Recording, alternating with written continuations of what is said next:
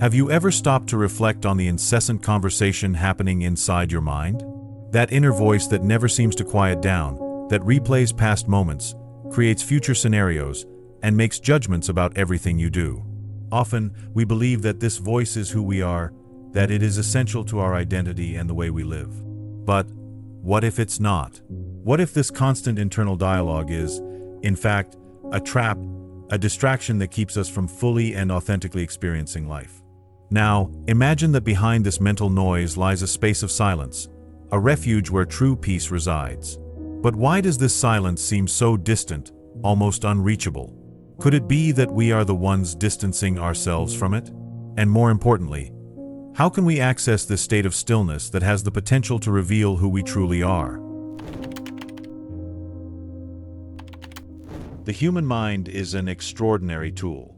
It plans, solves problems, anticipates situations, and analyzes the world around us. But what happens when this tool, which is supposed to serve us, takes control? This is exactly what occurs when our inner voice transforms into a constant monologue, dominating every moment of our lives. This voice, filled with judgments, worries, and memories, creates a kind of invisible prison, one we don't always realize we are trapped in. This mental prison isn't made of physical bars but of words. Words we believe to be our thoughts, but which are, in fact, automatic responses generated by patterns accumulated over a lifetime. How many times have you woken up in the morning, and before even opening your eyes, your mind has already begun reliving past mistakes or anticipating future problems? This is not something you consciously chose to do, but a reflection of how the mind operates when it's out of control. The major issue is that when we believe we are this voice, we allow it to shape our reality. If it tells us we've failed, we believe it. If it tells us we're not good enough, we accept it. This internal dialogue may seem harmless, but it is often what prevents us from acting, paralyzes us with fear, or leaves us feeling a constant dissatisfaction with life. But are we truly this voice that never stops talking? Let's try a small mental exercise. Stop for a moment and pay attention to your thoughts. Who is observing these thoughts? Who is aware that they exist? This simple question is the key to beginning to see that you are not the voice in your head. You are what observes it, the consciousness behind it. Many spiritual and philosophical traditions point to this distinction. In Christianity, there's the idea of a divine voice, subtle and serene, that speaks above the chaos of the mind. In Hinduism, this is described as the Atman, the true, eternal, and unchanging self. These traditions suggest that as long as we are identified with the mind and the noise it produces, we remain disconnected from this deeper essence. The mind, as a thought-generating machine, is fascinated by control. It wants to plan, predict, understand, and explain everything. Ironically, the more we try to meet the demands of this machine, the more exhausted and frustrated we become. It's like trying to fill a bottomless well. No matter how much water you pour in, it will never be enough. This desire for control also makes the mind extremely resistant to silence. After all, silence challenges its dominance. It suggests that the mind may not be as indispensable as it appears, and this is something the mind does not want to accept. But why are we so afraid of silence? Could it be that, deep down, we fear discovering who we really are, without the stories the mind tells us? The metaphor of the lake is a powerful way to understand the state of our minds. When we are dominated by internal dialogue, the lake is in constant agitation. We can't see the bottom, nor reflect the sky above. But when the lake calms, everything becomes clear. And this clarity isn't something we need to create. It's already there. It's the agitation that hides it. The truth is that the mind rarely stays in the present. It jumps between the past and the future, reliving memories or creating scenarios that, most of the time, will never happen. And while we're caught in this back and forth, we lose the only moment that truly exists, the now. Can we genuinely experience life while being so disconnected from the present moment? This disconnection is not just emotional but also physical. Studies show that the stress generated by excessive thinking significantly affects our bodies, increasing anxiety, muscle tension, and even weakening the immune system. It's as if the mind not only imprisons us but also drains our vital energy. Understanding that we are not our thoughts is a powerful first step. But it's not enough to just know this intellectually. we need to experience this truth. We must gradually learn to observe the mind without identifying with it. Is it easy? No. But it is possible. When we start distancing ourselves from the noise of the mind, we discover something extraordinary. There is a deep peace that exists behind all this chaos. It's as if, by disconnecting from the bars of this invisible prison, we uncover a new world, a world where we can finally breathe. And this raises the great question: if we are not our thoughts, then who are we? Who is this presence that observes, that perceives, but does not judge? These questions are not meant to be answered quickly, but to be explored. As we begin to free ourselves from identification with the mind, we open space for something much greater. And this is just the beginning of the journey. Within each of us lies a reservoir of emotional experiences accumulated over a lifetime. Eckhart Tolle refers to this as the pain body. But to truly understand what it is, we must look beyond the surface. This body is not only shaped by the painful events we experience in the present, it also carries traces of a deeper past, often hidden in memories we don't consciously remember. It all begins early, in childhood.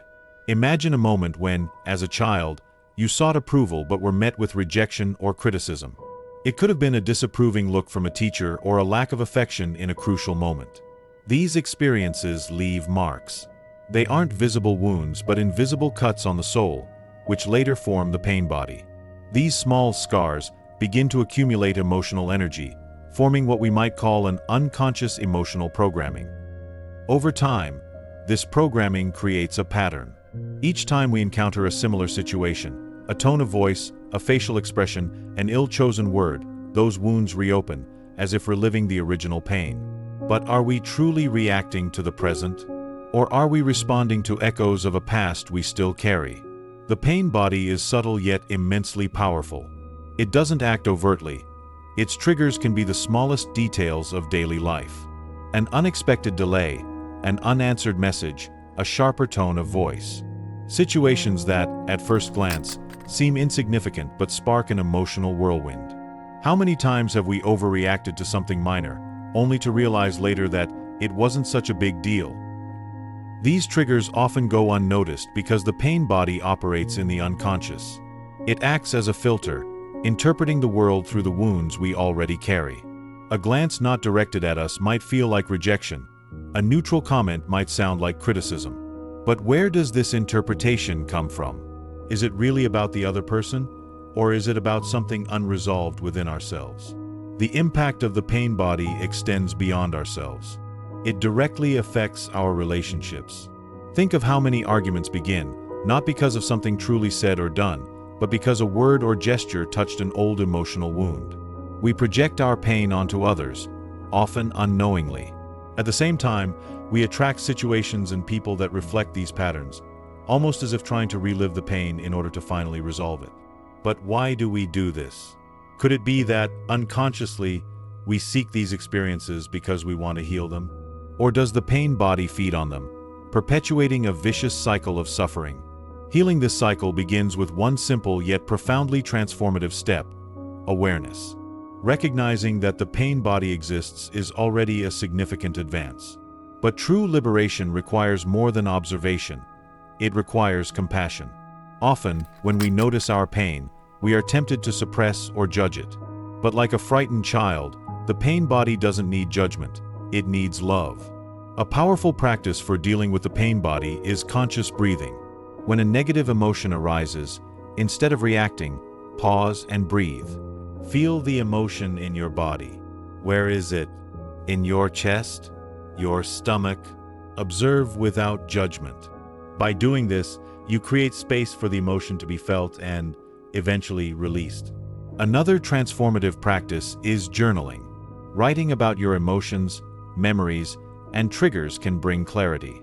Often, by putting our pain on paper, we realize it's not as big as it seemed in our minds. And most importantly, we realize that we are not our pain. The pain body also teaches us something valuable: the importance of forgiveness. Not forgiveness for the other, but forgiveness offered to ourselves. Forgiving ourselves for carrying this pain, for reacting to it, for not knowing how to deal with it before. This act of self-acceptance is profoundly liberating. And finally, the great question arises: who are we when we stop identifying with the pain body? Who are we when we no longer carry the weight of past wounds? There may not be a simple answer to this question, but the process of discovering it is, in itself, transformative. Imagine your mind as a glass of clear water. When left still, its transparency allows you to see everything clearly. But if stirred, hidden particles from the bottom rise to the surface, making the water murky. This metaphor goes beyond the waves we've mentioned before. It prompts us to think not just about the movement on the surface, but also how our disordered thoughts stir up emotional residue we didn't even know was there. Mental agitation often begins almost imperceptibly. You're sitting, trying to focus on something, when a random thought arises, bringing with it a chain of associations. Before you realize it, you're lost in memories, worries, or to-do lists. But have you ever noticed how this turbulence affects not just your mind, but also your body? When our mind is unsettled, our body responds directly. Breathing, which should be calm and deep, becomes shallow and erratic. The heart races. Tension builds in the shoulders, jaw, and stomach. It's almost as if the body becomes a physical reflection of the mental chaos. And curiously, this cycle feeds itself. The more agitated the mind, the more the body suffers. And the more the body suffers, the harder it becomes to calm the mind. The key to breaking this cycle isn't about controlling thoughts, but restoring inner balance. And this begins with the body. A powerful yet often overlooked practice is conscious breathing. There's no need for elaborate rituals. Simply sit for a few moments and observe the in and out flow of air through your nostrils. This simple practice not only calms the mind, but also regulates the body, interrupting the incessant flow of thoughts. But why does silence seem so challenging? Perhaps because it asks something of us that we're afraid to give, our full attention to the present moment. We live in a society that values multitasking, that encourages us to think about the next step before even finishing the current one. Yet it's in the act of slowing down, or sometimes even stopping, that we begin to experience true stillness. An interesting example is using silence as a practice during routine activities. While washing dishes, for instance, have you noticed how your mind can wander through 1,000 topics? What if, instead, you focused only on the water running over your hands, the texture of the plates, the soft sound of the faucet? This simple exercise transforms a mundane task into a moment of presence. Still, silence isn't just about stopping. It's also a space where creativity and inspiration flourish. Often, it's in the absence of mental noise that brilliant ideas emerge. Think about the moments when, while completely relaxed, a solution to a problem seemed to appear out of nowhere. Isn't it curious that the more we try to force the mind to work, the less it delivers? Silence, on the other hand, creates the necessary space for answers to arise on their own. But what about when we're in the midst of chaos? It's easy to seek silence when everything around us is calm, but what about during moments of true turmoil? This is where the practice of mindfulness in challenging scenarios comes into play. For example, imagine being stuck in traffic, surrounded by honking horns and impatience. Instead of getting lost in irritation, try asking yourself, what am I feeling right now? What is my body telling me? This simple act of observation can completely shift the experience. Quieting the inner lake also means accepting that it won't always be calm. Just like in nature, the mind has its cycles. There will be days of storms and days of calm. The secret isn't in avoiding the waves, but in learning to surf them. When we stop fighting against the agitation and simply allow it to be, we discover that it dissipates on its own. And then comes the question, what lies at the bottom of the lake when the waters finally settle?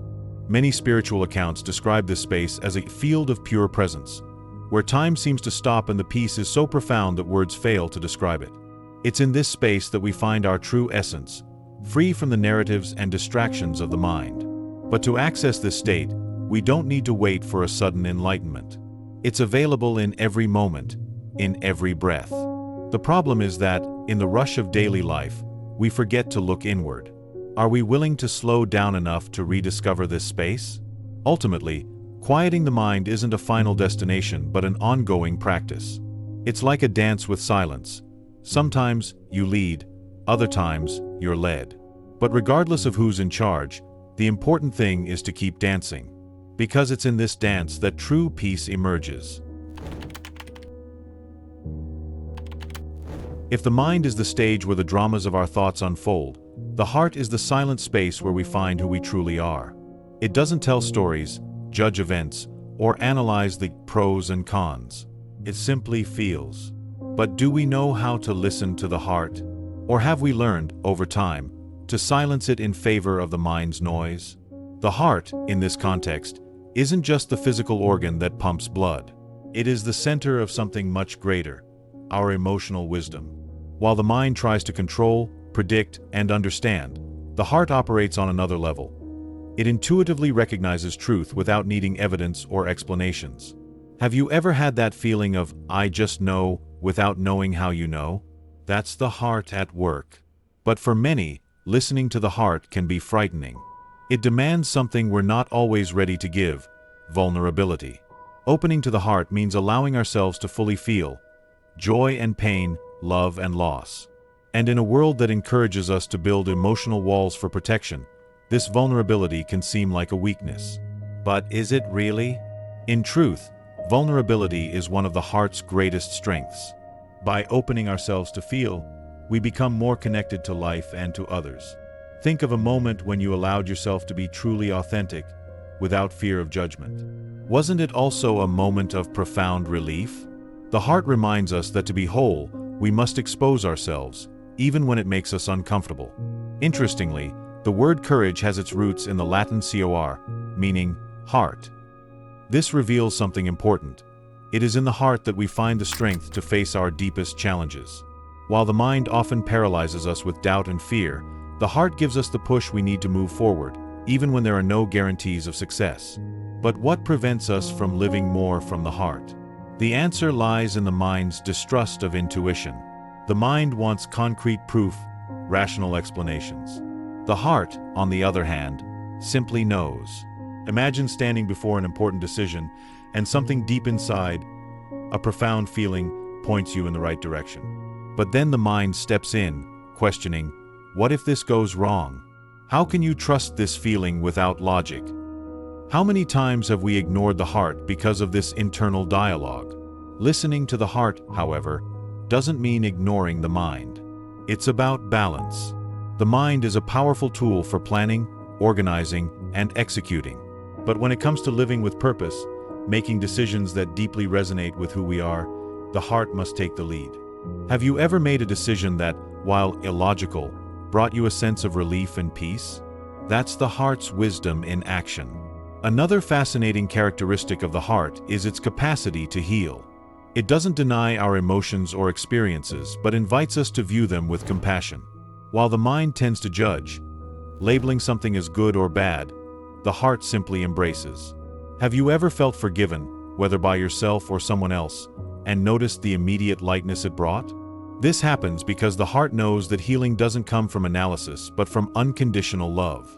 This love begins within us. How often do we treat ourselves harshly, criticizing every mistake and failure? What if, instead, we started treating ourselves with the same tenderness we would offer a frightened child? This practice of self-compassion is one of the most powerful ways to access the heart.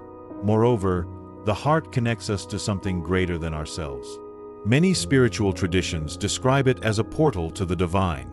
In Hinduism, it is where the Atman, the eternal self, resides. In Christianity, it is where we feel God's presence. But regardless of the path we follow, the heart reminds us that we are not separate from the universe. We are part of it. This connection isn't just spiritual, it's also practical. When we live from the heart, our actions reflect empathy and kindness. A smile for a stranger, a gesture of generosity, a word of support. Small acts that create a profound impact on the world. Could it be that by connecting to the heart, we are also helping to heal others? Another powerful practice for accessing the heart is gratitude. Not as an obligation, but as a genuine feeling. When we look at life with gratitude, even for small things like the warmth of the sun or the taste of a meal, we step out of the mind's noise and connect to the present moment. Gratitude is the heart's natural language. Finally, the heart is a place of renewal. It's where we find strength when everything seems lost, inspiration when we feel stuck, and clarity when the mind is confused. And here arises an important question. What would you discover if you let the heart speak louder than the mind? Could it already hold all the answers you're seeking? Surrender. A word that carries so many meanings and yet so many misunderstandings. For many, to surrender is synonymous with giving up, yielding, or losing. But in truth, surrender is not an act of weakness. It is a gesture of trust, wisdom, and connection with something greater than ourselves. More than that, it is the key to navigating life cycles with grace and balance. Resistance, on the other hand, is something we know well. It's ingrained in our survival instinct. When things don't go as planned, our first reaction is to fight reality, to try to mold it to our will. But have you ever stopped to consider why we resist so much? Why do we cling to control, even when we know it's an illusion? At its core, we resist because we fear the unknown. The mind, with its linear logic, demands answers before taking action. It wants guarantees before trusting. And when those guarantees don't exist, as they often don't, resistance sets in. It's almost as if our mind says, if I don't control this, everything will fall apart. But will it really? Or is this need for control actually what keeps us stuck? Surrender, in this context, does not mean giving up action. It means releasing the need to control the outcome. Imagine a farmer planting seeds in the soil. He does his part, prepares the ground, waters, tends. But once the seed is in the earth, he must trust. He cannot force the plant to grow faster or ensure ideal weather conditions. He simply trusts in the natural cycle of life. And here lies one of the deepest secrets of surrender. It teaches us to live in harmony with the cycles of existence. Life is made of beginnings and endings, highs and lows, gains and losses. Just as bamboo bends with the wind to avoid breaking, surrender invites us to flow with these cycles rather than resist them. But are we ready to bend when necessary? Resistance often tricks us into believing that if we're not in control, we'll be defeated. But surrender isn't about giving up. It's about trusting. Trust doesn't mean everything will always go as we want, but that everything will have its purpose. This trust, though challenging, is profoundly liberating. And this is where gratitude plays a crucial role. It is the anchor that helps us trust in the present moment, even when it doesn't make sense. But to truly understand the power of gratitude, we must go beyond the superficial idea of being thankful for what we have. True gratitude is a spiritual practice. It connects us to what is eternal, to what is always present, regardless of external circumstances. Imagine being in the midst of a challenging moment. Your mind is restless, searching for solutions, judging the situation as wrong. Now, pause for a moment and ask yourself, is there something in this exact moment that I can be grateful for? It might be something small, the air you breathe, the warmth of the sun, the support of a loved one. This simple act of redirecting your attention to gratitude completely shifts your perspective. Gratitude doesn't erase pain or solve problems, but it lights the way. It's like lighting a candle in a dark room. It helps us see that even amidst chaos, there is something beautiful, something sacred, something sustaining us. And as we cultivate it, we realize that gratitude is not merely a response to something good that has happened, but an active choice in how we view life. This practice of gratitude also teaches us about letting go. When we are grateful, we're not asking for more or wishing things were different. We are accepting the moment as it is, recognizing its value. This state of acceptance reflects surrender because it frees us from the constant need to seek or fix. Finally, both surrender and gratitude reveal something profound about the nature of life. It is not under our control, but neither is it against us. Just as a river finds its way to the sea, life has its own flow. Our task is not to fight against it, but to learn to navigate it with trust and ease. So here is the final reflection. What are you resisting at this moment? Is there something you could release, trust, and accept? And at the same time, what can you be grateful for right now? Perhaps the answers to these questions hold the key to the peace you are seeking. Spiritual transformation is a unique process, a journey that is never the same for two people. While universal principles exist, such as the pursuit of self-awareness and the practice of presence. Each of us brings our own story, wounds, achievements, and challenges to the path. And this is precisely what makes transformation so fascinating. It is deeply personal. But in the face of this individuality, how can we truly live it in our daily lives? The first step is to recognize that transformation is not something that happens all at once, like a dramatic event. It is made up of small moments, daily choices, and conscious pauses in the midst of chaos. It can be as simple as deciding to take a deep breath before reacting to a challenging situation or saying no to a pattern that has always trapped us. Have you noticed how small changes, repeated consistently, have the power to alter the course of your life? But transformation is not always comfortable. Often, it asks us to let go of what no longer serves us, old beliefs, toxic relationships, fears we've carried for years. This part of the process can be frightening. After all, there is an illusory safety in staying where we are, even when that place causes us pain. So the question arises, what is scarier, the unknown or remaining trapped by what limits us? This fear of the unknown is one of the greatest barriers to transformation. We often cling to the old version of ourselves because it feels familiar. Even if this version no longer resonates with our essence, there's comfort in knowing what to expect. But true transformation only happens when we're willing to let go, to look in the mirror and ask, who am I now? Who am I becoming? Transformation also requires us to embrace the natural cycles of life. It is not a linear process. There will be moments of expansion, when everything seems to flow, and moments of contraction, when we feel like we're regressing. But are these steps back really setbacks? Or are they part of a larger cycle, preparing us to grow with greater depth? This is why living the transformation means, above all, having patience. In a world that values quick results and instant change, patience becomes a rare but essential virtue. Just as a seed needs time to germinate and grow, our inner journey also requires space and calm to unfold. Have you ever stopped to consider how much pressure we put on ourselves to change too quickly?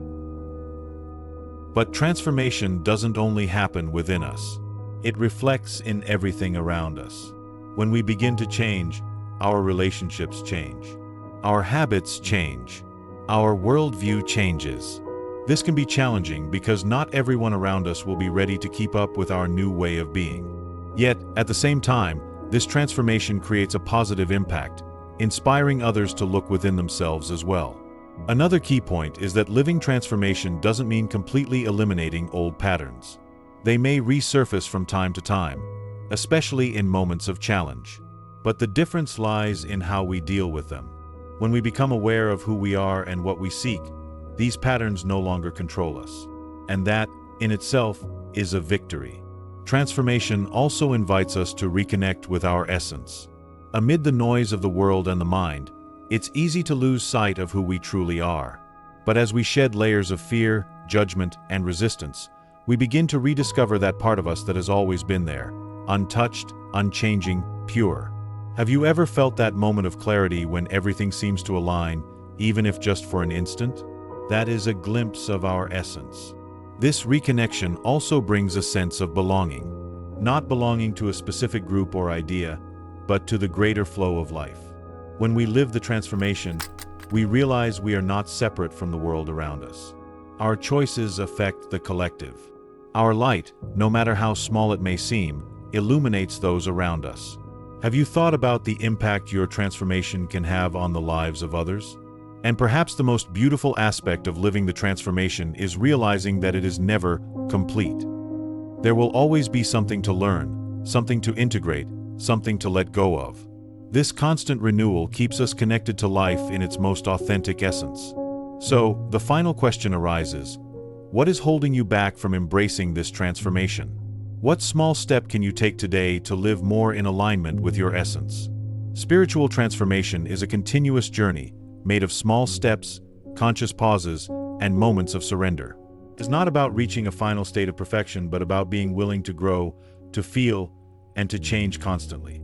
It's a process that challenges us to let go of old patterns, face the unknown, and above all, trust that life has a flow that guides us, even when we can't see the path clearly. But the beauty of transformation isn't only in what it brings to us individually. It reflects in everything around us. In our relationships, in our choices, and in the impact we leave on the world. Each act of courage to live from the heart, each moment of silence we cultivate, each time we choose gratitude over resistance, all of this creates ripples of change that extend far beyond ourselves. If you're interested in exploring more about spirituality, I've selected some videos filled with profound insights and fascinating discoveries that you will love. Just click on one of them. Don't forget to subscribe to the channel to continue this journey of self-discovery and spiritual growth. Your commitment to knowledge is the first step toward transforming your reality.